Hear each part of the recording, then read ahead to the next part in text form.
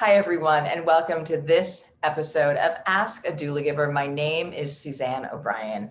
Thank you so much for being here. This has been a great experience, this platform, the comments, the questions, the feedback, and we're so grateful again to be able to offer a platform answering the questions that come in. So for those of you who do not know me, my name is Suzanne O'Brien. I'm a registered nurse, and I've worked in hospice care, which is end of life care, and oncology care, which is cancer care. And we have so many programs to help teach families how to care for those at the end of life, to train professional end of life doulas. And we get lots and lots of emails and questions in from people from all around the world. And we thought, what a really important way to create something that can answer these questions where everyone who would like to hear the answers and be part of this can do it. So Ask a Doulagiver is that platform. Today, we have episode number 5. And what I'm going to do is when there is a comment that comes in, I want to share that as well, because I think it's very important for me to be able to share with you the comments and the feedback that are coming in and then maybe expand on that comment as well. So today, the first question comes from Kate, and she says, thank you for these videos. She said, would you consider a video on how COVID has changed the death doula profession? I'm a new death doula, and it would be so good to hear your thoughts. Thank you, Kate, for this. First of all, I want to thank you for being a death doula. And the second is I want to share with you that it has changed everything. COVID has changed everything. We have never been, as an International Doulagivers Institute, busier than this past year, as you can imagine. So when COVID hit, we were busy before that, because death is having a rebirth. There is an awareness coming back. It is slow percolating. We have an elder care crisis right now, and people are having end of lives that are not going well. Okay, that's like that perfect storm that's happening out there. So that was pre-COVID, we were busy. When COVID hit, we are the end of life. We talk about death. We do the education. You can only imagine the outreach and the outpouring from all areas, from families, from patients, from medical professionals, from all different areas, about asking questions and how do I navigate this? And so for me, COVID was, a super challenge, because most of our work was done in the home at the bedside. And I often will say, the power of your presence is the best medicine you have to give. And there's so much that you can learn when you're present and paying attention to symptoms of management and all of the things that go along with that. So what do you do in a time of a global pandemic where you can't be in the home?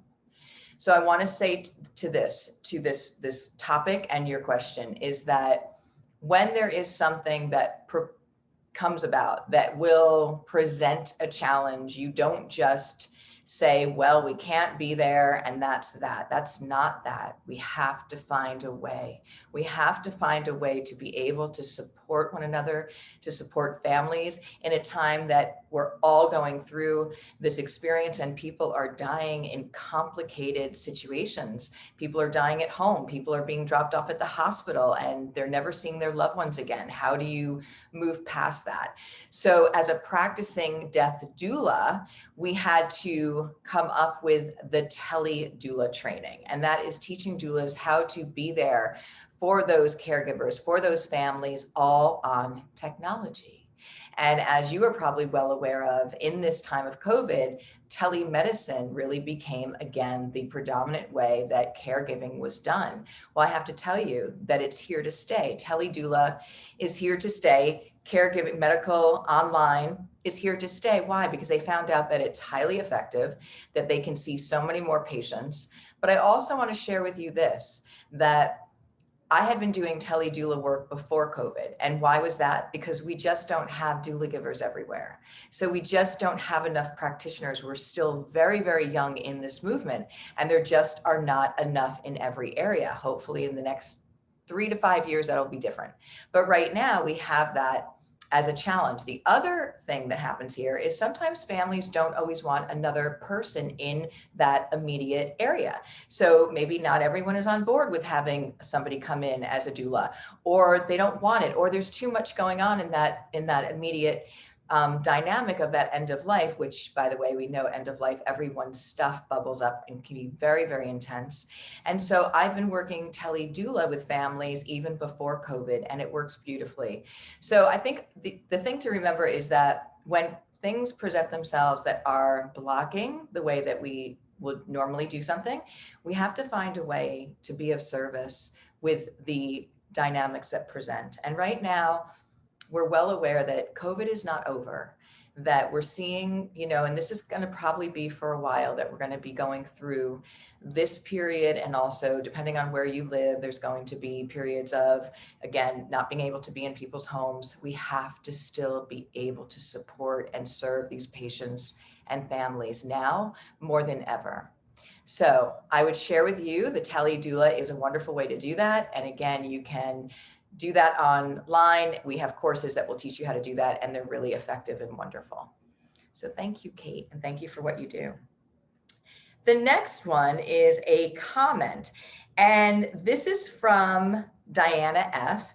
And she says, amazing. She says, I always knew this is where I should be. Hearing your stories allowed me to push away any doubts I kept close to my heart's comfort zone.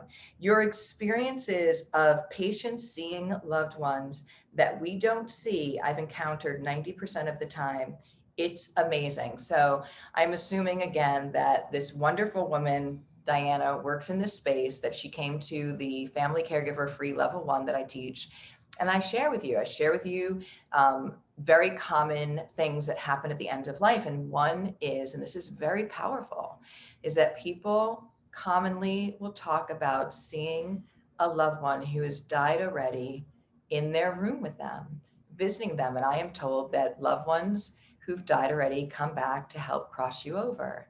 And what an incredibly beautiful statement that is. And when you talk to a patient who has seen their mother for the first time in 30 years, or when you, again, are privileged to be part of this end of life where that experience has taken place, you will never look at life the same way. It just opens up so much more, and you learn so much from people at the end of life. But from a comfort level, I want to share with you that this is very, very common, that people, again, will say many times, and this is one of the indicators that allows me to know that they will be leaving this physical world shortly, within a few days or so, when they say that they've seen somebody from their past who has already died. It's an indication, and the way that I teach that, from what my understanding is that it's an energetic frequency, is that as their physical body is declining, their spiritual body is growing, and they have one foot in this world and one foot in the next. But for us, that has a much bigger meaning. And when we talk about people with COVID and people going to the hospital and their loved ones not being able to be with them during that end of life journey, there's something incredibly comforting for us to share this experience, that people will come to cross them over and help them. Because when we think about that, are we ever fully alone? And I think that if there's any kind of warmth that we can share with one another in this space to bring healing, to bring comfort, it's now. We need to do that. We need to share. But it is an incredibly powerful thing. And I share many of those stories that patients share in the training as well, which is really beautiful.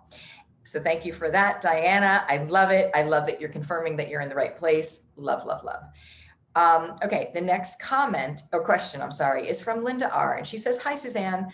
I am unable to attend the July 22nd class. When will the talk and the Q&A be done again? Thanks. Okay.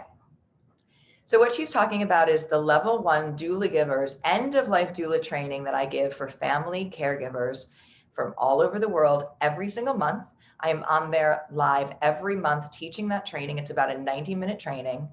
And then I stay on after and answer every single question from people. And the last 2 times we've done it, we have been there for 4 hours. Now, you don't have to be there for 4 hours, but I am committed to, if you show up and have a question, I'm committed to stay on as long as it lasts to answer all of your questions. And I have to say, they are the most beautiful, heart-centered, global family and community, full of so much love and so much healing, these trainings. So we have them every single month. You can go to doulagivers.com and you can sign up for them. They are free. I will be on there live. I will be teaching it, and they're incredible. So they teach people how to care for a loved one from the time of a terminal diagnosis all the way through the end of life in the 3 phases of end of life. And I'm going to share with you the interventions to use in each phase. I'm also going to share with you beautiful bedside stories.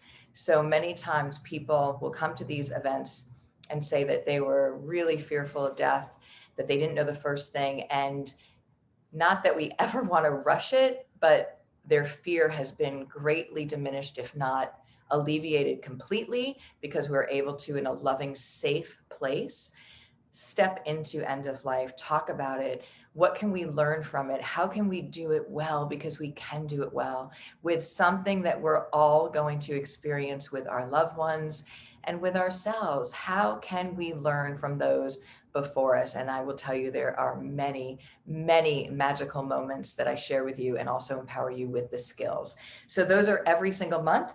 And to answer your question, is the next one is on August 19th. 7 p.m. Eastern time. Again, it's a 90-minute training, but then I will stay on and answer all your questions live after the training. So thank you for those questions. I love it.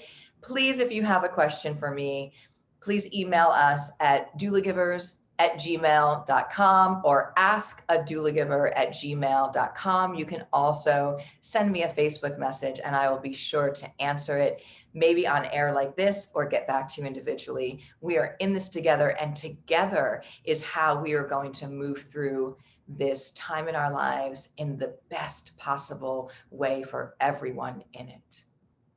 Thank you so much, everyone. My name is Suzanne O'Brien. This is Ask a Doulagiver, and I will see you in the next episode.